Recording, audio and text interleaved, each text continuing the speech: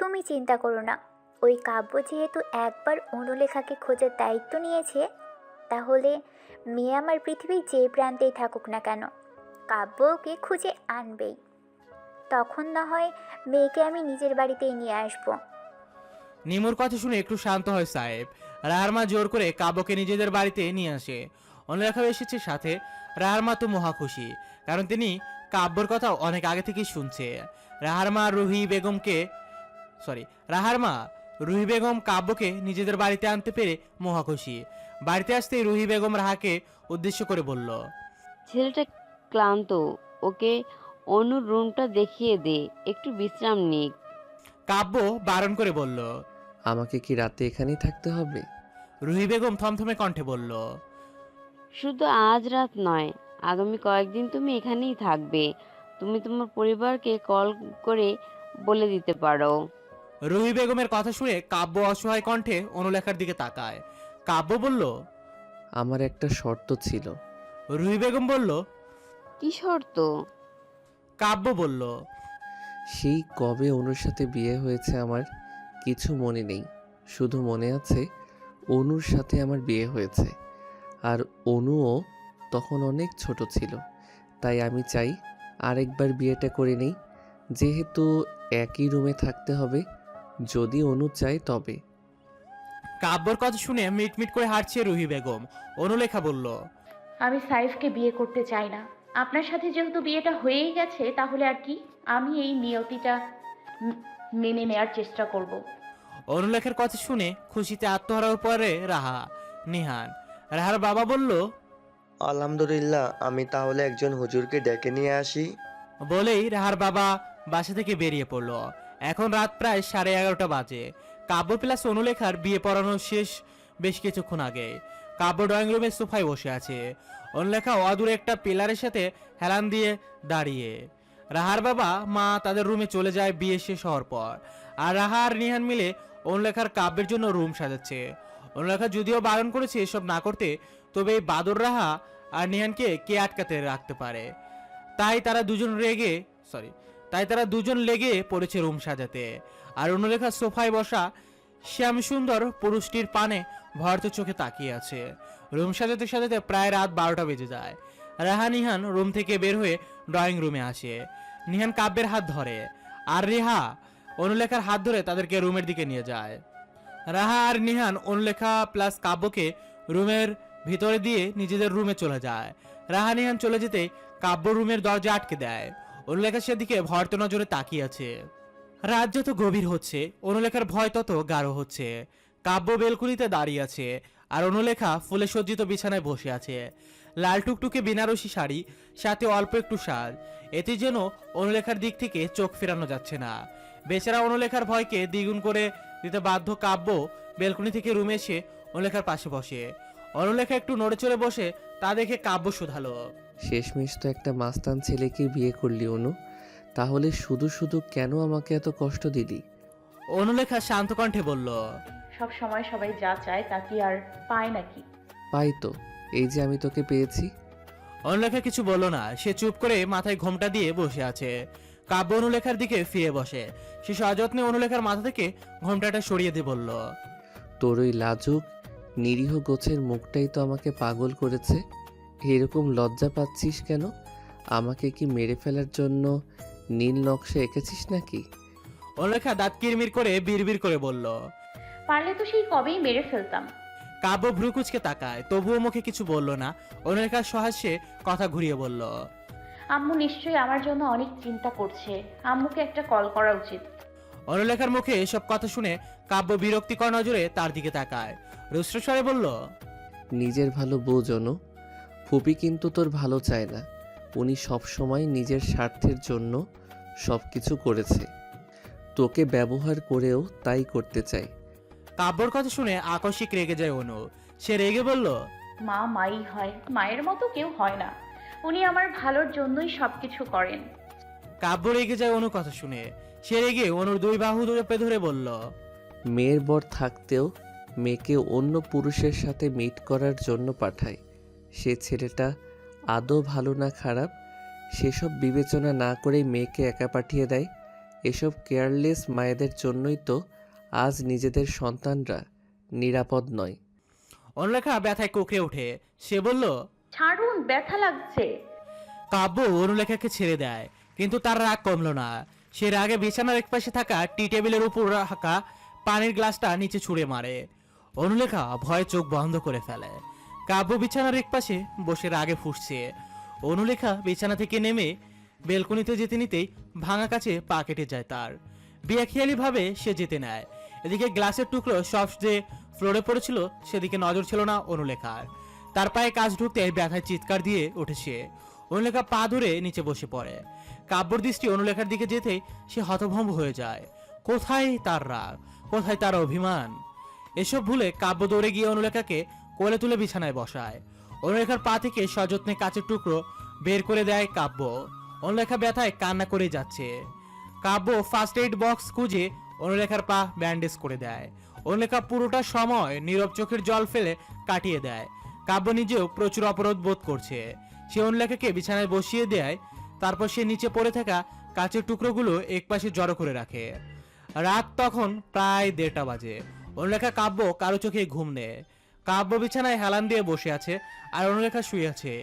চোখে তার ঘুম নেই। আচমকা কাব্য অনুলেখাকে কোলে তুলে নেয় বিছানা থেকে। কাব্যর কাজে হকচকিয়ে যায় অনু। অনুলেখা কিছু বলতে যাবে, তার আগে কাব্য তাকে ধমক দিয়ে বলল, কোনো কথা নয়, আজকে রাতটা আমার, শত হোক আজ আমাদের বাসর রাত বলে কথা। বলেই মুচকি হাসে কাব্য। অনুলেখা ভয়ে চুপসে যায় কাব্যের কথা শুনে। সে বলল, আমাকে নামান, আমি হাঁটতে পারি। আমি বাচ্চা নই যে কোলে নিয়ে হাঁটতে হবে। কাব্য বেলকুনিতে এসে অনুলেখাকে দোলনায় বসিয়ে দেয়। সে বলল, আমারও ইচ্ছে ছিল না আটার বস্তা কোলে নিয়ে হাঁটার। নেহাত পা কেটে গেছে তাই কোলে নিলাম। অনুলেখা বলল, ছাড়ুন, আমি ঠিক আছি। এতই যখন অসুস্থ মানেন আমাকে, তাহলে সেই তখন থেকে বাসর রাত করছেন কেন? কাব্য কিছু বলে না। সে নিঃশব্দে অনুলেখার কপালে চুমো খায়। অনুলেখা পড়ল বিপাকে। সে হারতে পারছে না, তাই যেতেও পারছে না এখান থেকে। শিকদার বাড়িতে আজ থমথমে পরিবেশ। নিমু শিকদার সোফার উপর পা দিয়ে বসে আছেন। নিমু শিকদার সোফায় পায়ের উপর পা দিয়ে বসে আছেন। অদূরে সাইব দাঁড়িয়ে, তার চোখ মুখে বিরক্তির চাপ স্পষ্ট। অনুলেখা যে সিলেটে আছে সেটা জানে সাইব, এবং কাব্য যে অনুলেখার সাথে আছে সেটাও জানেছে। সেজন্য তার এত রাগ। নিমু শিকদার কিছুটা রেগে এর কারণেই। আমার কিন্তু আর সহ্য হচ্ছে না এসব, মিসেস শিকদার। আপনার মেয়ে ওই ছেলের সাথে রঙ্গ করে বেড়াচ্ছে, আর আমি কি এসব সহ্য করব নাকি? আমি কিন্তু ওই কাব্যকে মেরেই ফেলবো। নিমু শিকদার সাইফের দিকে তাকায়। তার চাহনি শান্ত কিন্তু থমথমে কণ্ঠে বলল, তো মারছো না কেন? বাঁচিয়ে রেখেছই বা কেন? সাইফ অবাক হয়। সত্যি? তোমার ইচ্ছে। সাইফ আর এক মুহূর্ত থাকলো না শিকদার বাড়িতে। সে হনহন করে চলে যায় বাহিরে। পরন্ত বিকেল। কাব্য তড়িঘড়ি করে তৈরি হয়ে নেয়। অনুলেখা বসে আছে রাহার পাশে। সে গোমরা মুখ করে বসে আছে। অনু চলে যাবে এটা কোনোভাবে মানতে পারছে না রাহা। কাব্যই মূলত জোর করে চলে যাওয়ার জন্য। অনুলেখারও তার মায়ের জন্য মন ছটফট করছে, তাই সে যেতে চাচ্ছে। কিন্তু রাহাকে কে বুঝাবে এসব? সন্ধ্যা প্রায় 6টা বাজে। কাব্যরা রাহাদের বাড়ি থেকে বেরিয়ে পড়ে নিজেদের বাড়ি যাওয়ার উদ্দেশ্যে। অনুলেখার মনটা একটু খারাপ। সে চলে আসার সময় রাহা কান্না করছে প্রচুর। সেসব ভেবে অনুলেখার মনটা একটু খারাপ। তা বুঝতে পেরে কাব্য রাস্তার একপাশে গাড়ি থামায়। অনুলেখার দিকে তাকায় সে শান্ত দৃষ্টিতে। রাস্তার ওপাশে ফুচকার দোকান দেখা যাচ্ছে, খাবি? অনুলেখা বলল, ভালো লাগছে না। ছোটবেলায় তো আমার গলায় ঝুলে পড়তি ফুচকা আইসক্রিম খাওয়ার জন্য, এখন আবার কি হলো? অনুলেখার ইচ্ছে হচ্ছে খাওয়ার, কিন্তু মুখে বলছে না। তা বুঝতে পেরে কাব্য বলল, তুই গাড়িতে বস, তুই তো ভালো করে হাঁটতে পারিস না এখনো। আমি বরং দোকানে গিয়ে ফুচকা নিয়ে আসি। অনুলেখা ছোট করে জবাব দেয়। আচ্ছা। কাব্য গাড়ি থেকে নেমে রাস্তা পার হয়ে ফুচকার দোকানে যায়। ফুচকার দোকানে কিছুটা ভিড়। কাব্য বিরক্তি নিয়ে বিড়বিড় করে বলল, মহারানীর মন ভালো করতে এখন আমাকে পাবলিক প্লেসে ফুচকার দোকানে লাইন ধরতে হচ্ছে। বলে আনমনে হেসে ফেলে সে। প্রায় 30 মিনিট কেটে যায়, এখনো কাব্যের আসার কোনো নামগন্ধ নেই। অনুলেখা বিরক্তিকর নজরে বাইরের দিকে তাকায়। নির্জীব রাস্তাতে হঠাৎ মানুষের ভিড় জমে যায়। অনুলেখা গাড়ির জানালা দিয়ে উকি দেয় বাহিরে কি হচ্ছে দেখার জন্য, কিন্তু সে মানুষের এত ভিড়ের কারণ বুঝতে পারলো না। হঠাৎ একজন লোক বলে উঠল, ইস, ছেলেটার কি অবস্থা হলো! একদম গাড়ির নিচে চাপা পড়লো। ছেলেটা পাশেই পড়ে আছে ফুচকা আর গোলাপ ফুল, নিশ্চয়ই প্রিয় মানুষের জন্য কিনেছে। লোকটার কথা শুনে হতভম্ব হয়ে যায় অনুলেখা। সে তড়িঘড়ি করে গাড়ি থেকে নামে। পায়ের ব্যথার জন্য হাঁটতে পারছে না সে ভালো করে, তবুও ভিড়ের মাঝে গিয়ে দাঁড়ায় সে। একটা ছেলে উপর হয়ে পড়ে আছে রক্তাক্ত অবস্থায়। চারপাশে লোকজন দাঁড়িয়ে দাঁড়িয়ে দেখছে তা। একজন লোক উপর হয়ে পড়ে থাকা ছেলেটার উপর দিকে তাকায়। ছেলেটার মুখ দেখে চিৎকার দিয়ে ওঠে অনুলেখা। রক্তাক্ত অবস্থায় মাটিতে পড়ে আছে কাব্য। অনুলেখার হৃদস্পন্দন যেন মুহূর্তের জন্য থেমে যায় এই দৃশ্য দেখে। হাসপাতালের করিডোরে পায়চারি করছে অনুলেখা। চোখ বেয়ে নোনা জল গড়িয়ে পড়ছে তার। অনুলেখা ব্যস্ত চোখে ওটির দিকে তাকিয়ে সে কিছুতেই নিজেকে সামলাতে পারছে না। বারবার শুধু কাব্যের সাথে খারাপ ব্যবহারের কথাগুলো মনে পড়ে যাচ্ছে তার। লোকটা তাকে কত ভালোবাসতো, শুধুমাত্র তার জন্যই কাব্যের সব আয়োজন ছিল। আর আজকে সেই মৃত্যুর মুখে দাঁড়িয়ে এসব ভেবে একনাগারে কান্না করে যাচ্ছে অনুলেখা। সে কাঁপা কাঁপা হাতে ফোন নিয়ে কাব্যের বাড়িতে ফোন দিয়ে সব কিছু জানায়। হঠাৎ ওটি থেকে একজন নার্স বের হয়ে এসে কাব্যের অভিভাবককে ডাকে। এখানে কাব্যের কেউ বলতে একমাত্র অনুলেখাই আছে, তাই সে নার্সের দিকে ব্যস্ত পায়ে এগিয়ে যায়। অনুলেখা বলল, কাব্য ভাই ঠিক আছে, প্লিজ কিছু বলুন। নার্স বলল, এখনও কিছু বলতে পারছি না। রোগীর জন্য ইমিডিয়েটলি রক্ত লাগবে। মাথায় আঘাত পাওয়ার কারণে অনেক রক্ত ক্ষরণ হয়েছে। জরুরি ও পজিটিভ রক্তের ব্যবস্থা করুন, নাহলে অনেক খারাপ কিছু হয়ে যাবে। আমরা শিওরভাবে কিছু বলতে পারছি না। ওনার অ্যাক্সিডেন্টটা অনেক বাজেভাবেই হয়েছে। আপনি যত দ্রুত সম্ভব রক্তের ব্যবস্থা করুন। বলেই নার্সটা চলে যায়। আর অনুলেখা নার্সের কথা শুনে পুরো থ হয়ে যায়। মানে তারা শিওর দিয়ে কিছু বলতে পারছে না, এটা কেমন কথা? অনুলেখার কিছু ভাবতে পারলো না। কাব্যের পরিবারের সবাইকে সিলেট আসতে এখনো অনেক সময় লাগবে। ঢাকা থেকে সিলেট আসতে বেশ সময় লাগে, তাই অনুলেখা তাদের কল না করে রাহাকে কল করে সবকিছু বলে। কাব্যের এই অবস্থা শুনে রাহা আর নিহান দুজনেই হাসপাতালে ছুটে আসে। রাহা নিজের অনেক আত্মীয় স্বজনকে কল করে, কিন্তু রক্ত দেওয়ার মতো কাউকে খুঁজে পায়নি সে। অনুলেখা কান্নায় ভেঙে পড়েছে। প্রায় 10 মিনিট কেটে গেছে, এখনো কোনো খোঁজ পাওয়া যায়নি রক্তের। হঠাৎ অনুলেখার ঘাড় স্পর্শ করে একজোড়া শীতল হাত। অনুলেখা শীতল হাত জোড়ার মালিকের দিকে তাকাতেই হতভম্ব হয়ে যায়। অনুলেখা তার সামনে থাকা ব্যক্তিটিকে জড়িয়ে ধরে ঠোকরে কেঁদে যাচ্ছে। নিমু শিকদার মেয়ের মাথায় হাত বুলিয়ে দিতে দিতে বলল, কাঁদিস না মা, সব ঠিক হয়ে যাবে। অনুলেখা ভাঙা গলায় বলল, কি ঠিক হবে আম্মু? কিচ্ছু ঠিক নেই। রক্ত জোগাড় করতে না পারলে কাব্য ভাইকে বাঁচানো যাবে না। নিমু শিকদার শীতল কণ্ঠে বলল। কাঁদে না মা, কাব্যকে রক্ত আমি দিব। অনুলেখা চমকে মায়ের দিকে তাকায়। নিমু শিকদার তাকে আশ্বাস দিয়ে বলল, হ্যাঁ, তবে আমার একটা কথা রাখতে হবে তোমাকে। কি কথা রাখতে হবে? আমি সবকিছু পারবো, তুমি বলো শুধু। নিমু শিকদার মেয়ের দিকে তাকিয়ে মুচকি হাসেন। সকাল প্রায় 8টা বাজে। কাব্যের সবে জ্ঞান ফিরেছে। জ্ঞান ফিরতেই তার চোখের সামনে ভেসে ওঠে তার মায়ের মুখ। তা দেখে কাব্য বলল, অনু, আমার অনু কোথায়? ও ঠিক আছে? কলি বেগম থমথমে গলায় বলল, ও ঠিক আছে। ও তোমাকে এই অবস্থায় রেখে চলে গিয়েছে। দয়া করে ওকে এবার ভুলে যাও বাপ। আমি আর কোনো ঝামেলা দেখতে চাই না। ব্যস্ত পায়ে কেবিনে ঢুকছিল রাহা। কলি বেগমের কথাগুলো শুনে হতভম্ব হয়ে যায় সে। কলি বেগম মিথ্যে কেন বলছে এটা ভেবেই অবাক হয় রাহা। সে কেবিনে দরজা থেকেই ফিরে যায়। দুর্ভাগ্যবশত কাব্য রাহাকে দেখে ফেলে। রাহাকে এভাবে চলে যেতে দেখে কাব্য তার মাকে বলল, রাহা ওভাবে চলে গেল কেন? অনু যদি আমাকে ছেড়ে চলেই যেত তাহলে রাহাকে তো রেখে যেত না। কি হয়েছে বলবে আমাকে আম্মু? কাব্যের একের পর এক প্রশ্ন শুনে থতমত খেয়ে যায় কলি বেগম। তবুও তিনি নিজেকে শক্ত করে বলল, যা সত্যি তাই বললাম। মিথ্যা কথা বলে তো আর আমার কোনো লাভ নেই। তুমি নিজেই ভেবে দেখো না, যে মেয়ে তোমাকে জেলে ঢুকিয়ে বলে সে মুক্ত, সে মেয়ে অন্তত তোমার মরে যাওয়াতে কিছু যায় আসে না। তাই দয়া করে ওই মেয়ের কথা ভাবা বন্ধ করো। আমি আর এসব সহ্য করতে পারছি না। সেই বছর ধরে শুধু ঝামেলা আর ঝামেলা। পারিবারিক শত্রুতার জন্য তোমার জীবনটা আমি নষ্ট হতে দিতে পারি না। তুমি যদি আর অনুলেখাকে নিয়ে কিছু ভাবো তো আমি তোমার সাথে আর কথা বলবো না, এটা মাথায় রেখো। কথাগুলো কোনো মতে বলে কলি বেগম কেবিন থেকে বেরিয়ে যায়। কাব্য চোয়াল শক্ত করে বলল, আমার ভালোবাসাটা কি অদ্ভুত, কাছেও যাওয়া যায় না আবার দূরেও থাকা যায় না। আমি কিভাবে তাকে ছাড়া থাকবো? দুনিয়াতে শুধু স্বার্থপর মানুষরাই সুখে থাকে, কারণ তারা অন্যদের জন্য কষ্ট পায় না, কাঁদে না, অন্যদের মন দিয়ে ভালোবাসে না। আমার ভালোবাসায় কোনো প্রশান্তি নেই। আমার ভালোবাসায় আছে শুধু তাকে পাওয়ার আকাঙ্ক্ষা আর এক বুক যন্ত্রণা। কথাগুলো বিড়বিড় করে বলে ঠুকরে কেঁদে ওঠে কাব্য।